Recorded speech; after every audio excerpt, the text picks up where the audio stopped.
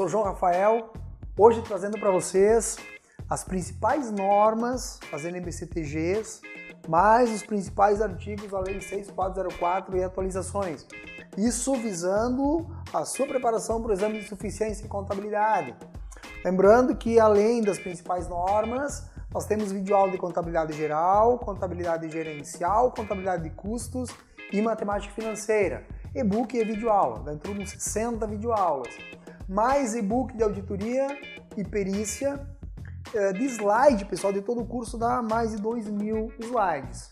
Além de que, após cada tema, eu coloco questões das últimas provas do exame de suficiência e contabilidade e no final, por exemplo, nessa aqui, tem 50 questões comentadas, porque é um tema muito importante, então eu trouxe mais questões comentadas. Além de que, pessoal, quem comprar o curso em fevereiro de 2018 vai ter um super simulado com 50 questões estilo prova. Portanto, o que? Estudou bem certinho todos os principais tópicos que caem na prova, chegou lá em fevereiro, fez antes disso, olhou as questões dos últimos exames, fez questões inéditas, fez o super simulado em fevereiro, pessoal, não consigo imaginar problema, porque a banca vem com questões muito próximas uma das outras, as últimas 5 provas, ao menos que eu estou comentando. Ok, pessoal? Hoje eu trago as principais normas, as NBC-TGs. Alguém pode dizer, meu pai do céu, professor, é muito chato estudar as normas. Pessoal, tem um conjunto grande de normas. Eu estou trazendo para vocês as principais normas e dentro de cada norma, eu estou trazendo o principal de cada norma. Eu estou trazendo para vocês o que realmente costuma cair em prova. Se você pegar uma norma com 90, 100 páginas, olha, é desgastante, chega no final e você não sabe para que lado sair. Eu estou trazendo para vocês, olha, eu li as normas e estou trazendo para vocês, com base no que vem caindo nas provas, estou trazendo para vocês o suco. Ok, pessoal? Então, aqui tá, sou o professor João Rafael, sou formado em Ciências Contábeis, bacharel em Ciências Contábeis, sou contador, tenho a carteirinha de contador, sou especialista em engenharia de produção, mestrado em Ciências Contábeis e há quase uma década como professor universitário. O que cai, o que está nesse material de principais normas? A NBC-TG 00, que eu vou falar para vocês, o principal que tem na NBC-TG 00, que é a estrutura conceitual básica. Depois tem a NBC-TG 01, que é a redução ao valor recuperável de ativos. A NBC-TG 4, que é intangível, extremamente importante. A NBC-TG 16, estoque, extremamente importante. E a NBC-TG 27, imobilizado. Eu digo que o tripé, você pega estoque, imobilizado, intangível, ali estão 3 normas extremamente importantes. Depois tem a norma sobre provisões de ativos e passivos contingentes, que é a NBC-TG 25. Tem ativo, ajuste a valor presente, que é a NBC-TG 12. Apresentações das demonstrações contábeis, a NBC-TG 26, também importante. Combinação de negócios, que é a NBC-TG 15. Depois tem a NBC-TG 18, que não é videoaula, mas está no material. A NBC-TG 35, que é demonstrações separadas. A 18 é investimentos em coligadas e controladas e empreendimento controlado em conjunto. A NBC-TG 36, demonstrações consolidadas. A 02, efeito das mudanças da taxa de câmbio e conversões das demonstrações contábeis. A NBC-TG 6, arrendamento mercantil. Aí a NBC-TG 28, propriedade para investimento, quando ela é importante, tem videoaula. E também tem nas últimas 2 videoaulas o que cai de mais importante na Lei 6404. A Lei 6404 é importante, mas dentro da importância dela tem algo mais importante ainda, que é isso que a banca traz para dentro das provas. E no final, além das questões comentadas das provas, tem 50 questões inéditas de tudo, pessoal. Então, olha, fazendo com afinco, estudando todos os slides, assistindo as videoaulas, as mais importantes, fazendo as questões das últimas provas, mais as 50 inéditas, você domina o conceito que eles querem que você entenda de normas brasileiras de contabilidade geral. Começando pela estrutura conceitual básica, pessoal. Eu vou passando aqui, porque eu vou trazer para vocês o principal dela. Quem está ali com o material, com os slides, dê uma lida em todos os slides, em todos eles, que é importante, mas eu vou focar naquilo que eu considero que tem que ter uma explicação extra. Por exemplo, ela fala do regime de competência. O regime de competência faz parte do princípio de contabilidade, pessoal, dos 6 princípios de contabilidade. O que é o regime de competência? O regime de competência é aquele regime que você tem que registrar com base no fato gerador. Ora, se você ocorrer o fato gerador, a contabilidade tem que lançar. Eu vou dar um exemplo para vocês. Digamos que eu recebo a fatura de energia elétrica referente ao mês de novembro de 2017 no dia 30 de novembro, mas para pagar somente no dia 10 de dezembro. Respeitando o regime de competência, no momento que eu recebo, por se tratar do mês de novembro, eu tenho que lançar dentro do mês de novembro. Ah, mas professor, para que isso? Eu boto na gaveta e lanço lá no dia 10 de dezembro, faço um lançamento só. Tá errado.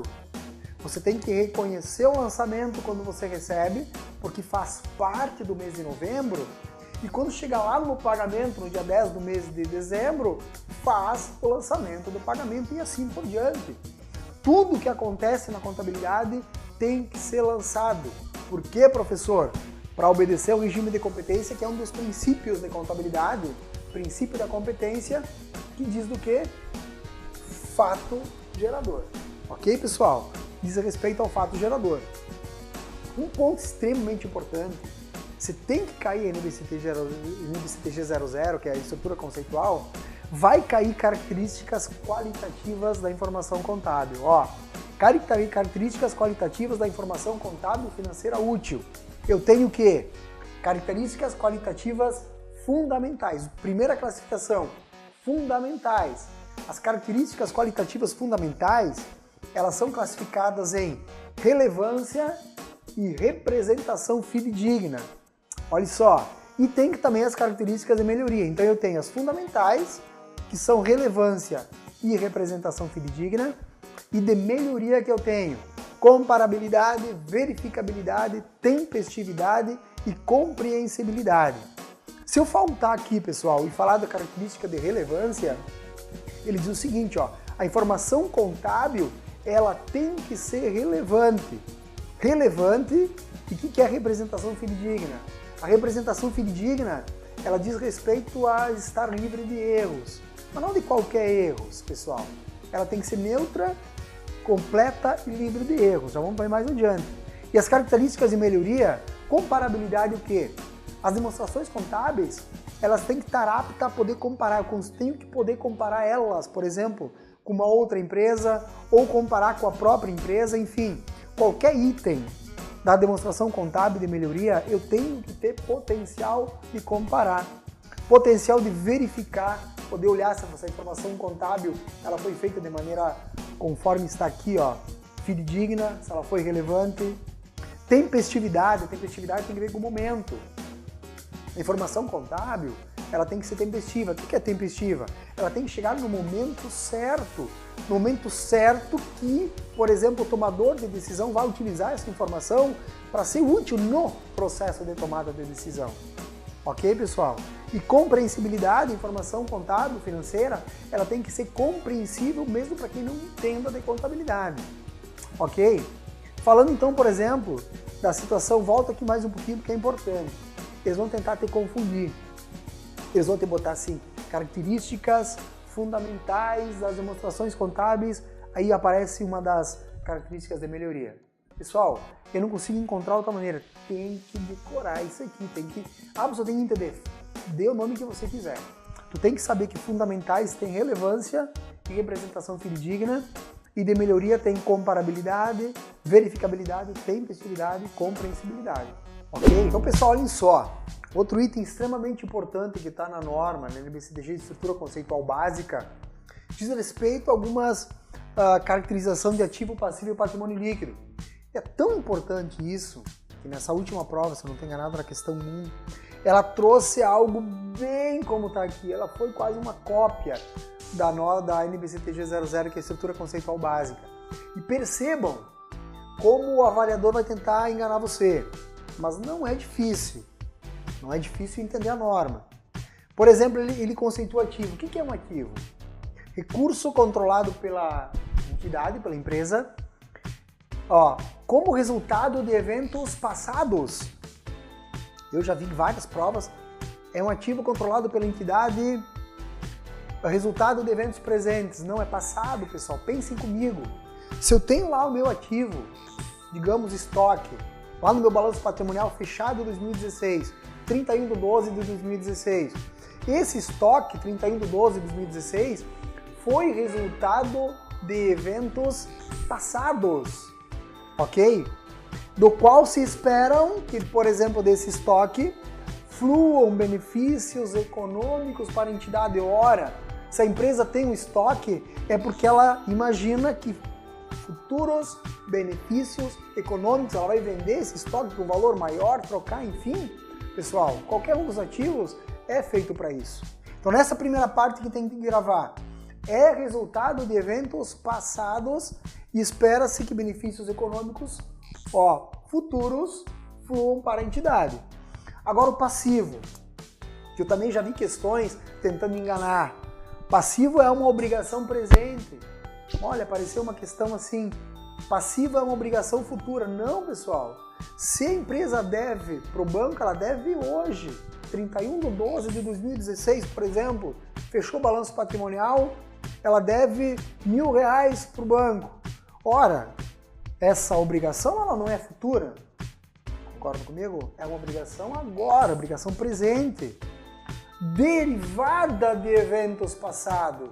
Se eu estou no dia 31/12 de 2016, a obrigação, a dívida é presente, mas foi originada de eventos passados. Ora, eu não contraí isso agora, contraí isso para trás, cuja liquidação, pagamento, se espera que resulte na saída de recursos da entidade. Ora, pessoal, o que significa liquidação? Quando eu vou pagar, por exemplo, essa dívida com o banco, espera-se que resulte na saída de recursos. Tem que pagar, tem que sair o recurso, ou na forma de dinheiro em banco, na forma de caixa, enfim. Patrimônio líquido. De novo, espera-se que seja capaz essa liquidação de gerar benefícios econômicos. Patrimônio líquido é o interesse residual, é o que sobra. Residual é o que sobra nos ativos da entidade depois de deduzidos os seus passivos. Lá na aula de contabilidade geral eu digo o seguinte, o que é o PL? Ativo menos passivo, bens mais direitos menos obrigações. É o que estou falando aqui, É o interesse residual, é a sobra. Depois eu pego o meu ativo, deduzo o meu passivo e a sobra é o PL. É isso que está dizendo aqui. Entenderam a importância, pessoal, de entender conceito? De todos os conceitos que tem na estrutura conceitual básica, o mais importante diz respeito a ativo, passivo e patrimônio líquido. Depois ainda tem, por exemplo, pessoal, benefícios econômicos incorporados a um ativo podem fluir para a entidade. Exemplo de ativo, ele pode ser usado isoladamente, ele pode ser trocado por um outro ativo, ele pode ser usado para liquidar um passivo, por exemplo, caixa é usado para liquidar um empréstimo, pode ser distribuído aos proprietários da entidade lá no final, que a empresa faz uma distribuição entre os acionistas, enfim. Tem muito material, pessoal, aqui que merecem a atenção de vocês. É literalidade. O que é literalidade? Tem que olhar, tem que ler e internalizar o máximo possível. Trouxe para vocês nos slides o principal das normas e comentei nas videoaulas, e vou comentar nas próximas videoaulas, o que tem de mais importante. Por exemplo, pessoal, se eu pegar aqui, eu vou passar para vocês, vou dar um exemplo, olha quantas questões comentadas que tem. Olha quantas questões comentadas que tem na estrutura conceitual básica. Passei um monte. Vou pegar, por exemplo, aqui, na próxima videoaula, eu passo para vocês de maneira bem enxuta sobre o que é um valor recuperável, o que é uma perda por desvalorização, como é que faz o valor contábil, o que é o valor justo e assim por diante, pessoal. Estou tentando trazer para vocês o suco das principais normas para que vocês não tenham problema nenhum quando forem fazer a prova, ok? Ficamos aqui com a videoaula 1, aguardo vocês na videoaula 2. Até mais!